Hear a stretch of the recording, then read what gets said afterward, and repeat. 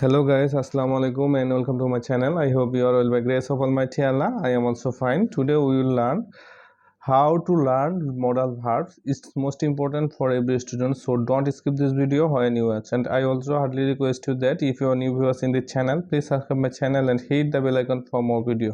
তো বন্ধুরা আজকে যে বিষয়টা শিখবো সেটা হচ্ছে modal verb should have may might could. এটা কিন্তু খুবই গুরুত্বপূর্ণ। এটা যদি আপনারা না শিখেন তাহলে আপনারা অনেক সেন্টেন্স করতে গেলে বা আপনারা যখন ইংলিশে কথা বলতে যাবেন বা অনেক সেন্টেন্স লিখবেন তখন অনেকটা ভুল হবে।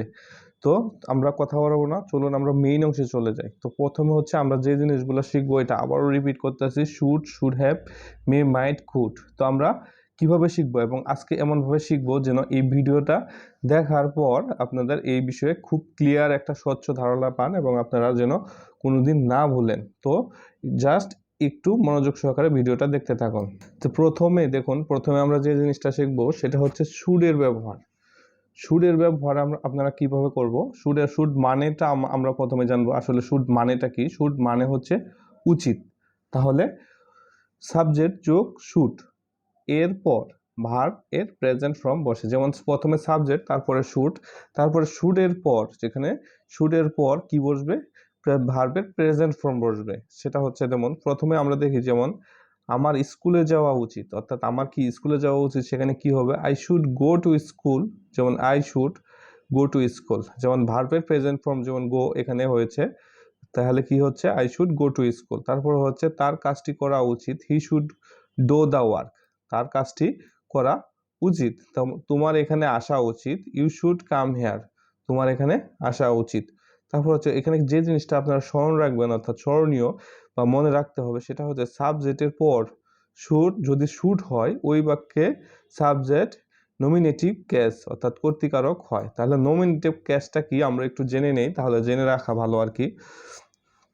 কোনো নাউন বা প্রোনাউন যখন কোনো সেন্টেন্স এ ভার্বের কাজ নিষ্পন্ন করে, অর্থাৎ যখন কোনো নাউন বা যখন প্রোনাউন কি করে, যখন সেন্টেন্সের ভার্বের কাজটা সম্পূর্ণ করে বা ভার্বের কাজটা সে নিজেই করে, তখন তখন তাকে সেই ভার্বের সাবজেক্ট বা নমিনেটিভ বলে বা নমিনেটিভ বলে এবং নমিনেটিভ কেস বলা হয় এবং তার যে নমিনেটিভের কেস বা কর্তৃকারক বলা হয়। তাহলে উপরোক্ত তিনটি বাক্যে বা আমরা এই তিনটি বাক্যে আমরা কি দেখছি, আমরা এই তিনটি বাক্যে মাই আমার অর্থাৎ আমার হিসেবে মাই, তার হিস ওগুলি খার, তোমার বসেনি। এখানে কিন্তু মাই হিস ইওর এগুলা বসে নাই, এখানে বসছে কি আই হি ইউ, এগুলো হলো কি নমিনেটিভ খেস অর্থাৎ কর্তৃকারক। তারপর আমরা এখন শুড শিখলাম, এখন আমরা আবার শিখবো শুড হ্যাভ।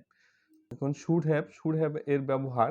শুড হ্যাভ মানে হচ্ছে প্রথমে উচিত ছিল, তাহলে সাবজেক্ট প্লাস শুড হ্যাভ এরপর ভার্বের পাস্ট পার্টিসিপল ফর্ম বসবে। যখন শুড হয় তখন সেখানে ভার্বের প্রেজেন্ট ফর্ম, আর যখন আমরা শুড হ্যাভ এর ব্যবহার করব তখন শুড হ্যাভ এর পরে পাস্ট পার্টিসিপল ফর্ম বসে। যেমন আমার স্কুলে যাওয়া উচিত ছিল, এখানে ছিল হবে উচিত ছিল, অর্থাৎ উচিত ছিল, এখানে টাইপিং একটা মিস্টেক হচ্ছে, তাই এখানে হবে আমার স্কুলে যাওয়া উচিত ছিল, তাহলে I should have gone to school. তারপরে হচ্ছে তার কাজটি করা উচিত ছিল, he should have done the work. তারপর হচ্ছে তোমার এখানে আসা উচিত ছিল, you should have come here, অর্থাৎ তোমার এখানে আসা উচিত ছিল। তাহলে স্মরণ রাখতে হবে যেটা, সেটা হচ্ছে যে শুড যুক্ত বাক্যে সাবজেক্ট সবসময় নমিনেটিভ কেস হয় অর্থাৎ কর্তৃকারক হয়, অর্থাৎ নমিনেটিভ কেস হয়। তারপরে আমরা চলে যাই মে এর ব্যবহার। মে মানে হচ্ছে পারা, তাহলে সাবজেক্ট যুগ মে, এরপর মূল ভার্ব বসে, অর্থাৎ সাবজেক্টের পরে কি হয় মে বসে, তারপর কি মূল ভার্ব বসে। মেয়ের পরে কখনো টু বসে না, এটা মনে রাখতে হবে, যেমন মেয়ের পরে কখনো টু বসে না। তাহলে মে কি কি অর্থে ব্যবহার হয়, সেটা হচ্ছে পসিবিলিটি সম্ভাবনা অর্থে মেয়ের ব্যবহার হয়। যেমন সে আসতে পারে, হি মে কাম। তারপরে আসলে আসতেও পারে, না না আসলে নাও আসতে পারে, কারণ সে আসতে পারে বলছে, সেখানে সে আসতেও পারে নাও আসতে পারে। আজ বৃষ্টি হতে পারে, ইট মে রেইন টুডে, যেমন আজ বৃষ্টি হতেও পারে আবার নাও কিন্তু হতে পারে। সে আমাকে ভালোবাসতে পারে, শিল মে লাভ মি, তাহলে কি সে আমাকে ভালোবাসতে পারে আবার নাও বাসতে পারে। অর্থাৎ আবার কিন্তু মে আবার ব্যবহৃত হয় অনুমতি অর্থে, কিন্তু আবার মে ব্যবহৃত হয়, মে এর ব্যবহার হয় অনুমতি দেওয়া ও নেওয়া। যেমন আমি কি আসতে পারি, মে আই কাম ইন। তারপর হচ্ছে তুমি এখানে বসতে পারো, ইউ মে সিট হেয়ার, তারপর হচ্ছে তুমি এখন যেতে পারো, ইউ মে গো নাও। তারপর মঙ্গল অর্থেও কিন্তু মে ব্যবহার করা, may Allah help you all, অর্থাৎ আল্লাহ তোমাদের সবাইকে কি করুক, সাহায্য করুক। আমরা এখন মের ব্যবহার শিখলাম, এখন মাইট এর ব্যবহার শিখব। তাহলে মাইট এর ব্যবহার, মাইট বলতে কি, মাইট অর্থাৎ মে এর পাস্ট ফর্ম হচ্ছে মাইট।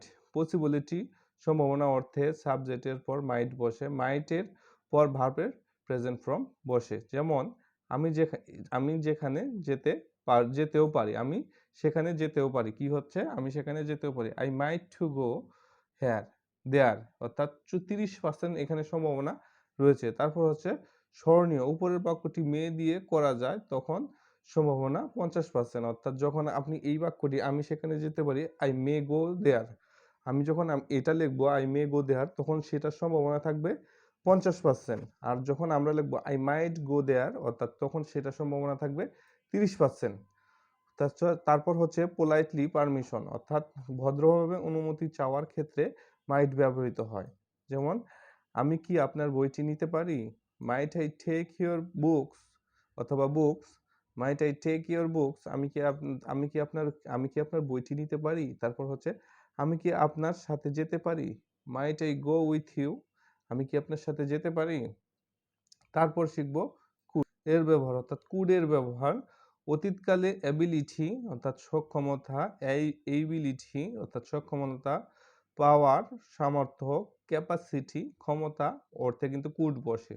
স্মরণীয়, এখানে যেটা আপনার স্মরণ রাখতে হবে সেটা হচ্ছে সাবজেক্টের পরে কুড বসে, কুডের পরে সবসময় মূল ভার্ব বসে, অর্থাৎ সাবজেক্টের পরে কুড বসবে এবং কুডের পরে কিন্তু সবসময় মূল ভার্ব বসে। বাংলা ক্রিয়ার শেষে সাধারণত পারতাম থাকে, যেমন আপনারা যখন সেন্টেন্সটি থাকে তখন এখানে পারতাম লেখা থাকে। এখানে দেখুন দু একটা যখন আমরা দেখবো, উদাহরণ দেখি, তখন কিন্তু ব্যাপারটা ক্লিয়ার হয়ে যাবে। এটা হচ্ছে প্রথমে দেখুন, আমি মাছটি ধরতে পারতাম, I could catch the fish, আমি মাছটি কিন্তু কি করতে পারতাম, ধরতে পারতাম। তারপর হচ্ছে সে এখানে আসতে পারতো, হি কুড কাম হেয়ার, অর্থাৎ হি কুড কাম হেয়ার, সে এখানে কিন্তু আসতে পারতো। তুমি কাজটি করতে পারতে, you could do the work, you could do the work, তুমি কাজটি করতে পারতে। তারা তারা গরিব লোকটিকে সাহায্য করতে পারতো। অনেক সময় দেখা যাচ্ছে আমার দু একটা কথা ভুল হয়ে যেতে পারে, সেটা হচ্ছে যে আমি যেহেতু লাইটের আলো দিয়ে এখানে রেকর্ডিংটা করি, তার জন্য অনেক সময় দেখা যায় না, তার জন্য আমি সরি। তো চলুন আমরা আবার শুরু করি। সেটা হচ্ছে তারা গরিব লোকটিকে সাহায্য করতে পারতো, they could help the poor man, তারা কি করতে পারতো, তারা গরিব লোকটিকে সাহায্য করতে পারতো। তারপর স্মরণীয়, এখানে আপনার স্মরণ রাখতে হবে ক্যানের পাস্ট ফর্ম হলো কুড, অর্থাৎ খুট, অর্থাৎ ক্যানের পাস্ট ফর্ম হচ্ছে কুড। ক্যান এবং কুডের পরে কখনো টু বসে না। যেমন এখানে ধরুন you could do the work, তাহলে এখানে কোনোটাতেই কিন্তু এখানে কিন্তু কোনোটাতেই টু বসেনি, তাহলে ক্যান এবং কুডের পরে কখনো টু বসে না, এটা মনে রাখতে হবে। তো ভিডিওটা কেমন হলো, যদি ভিডিওটা ভালো লাগে আপনারা অবশ্যই লাইক কমেন্ট শেয়ার করতে ভুলবেন না। আর পরবর্তী পার্ট দেখার জন্য আপনারা যদি দেখতে চান আরো মডাল ভাব, তাহলে কমেন্ট করে জানান, আমি ইনশাল্লাহ চেষ্টা করবো দেওয়ার জন্য। ভালো থাকবেন, সুস্থ থাকবেন, পরবর্তী ভিডিওতে আবার দেখাবো ইনশাল্লাহ। আসসালামু আলাইকুম ওয়া রাহমাতুল্লাহ।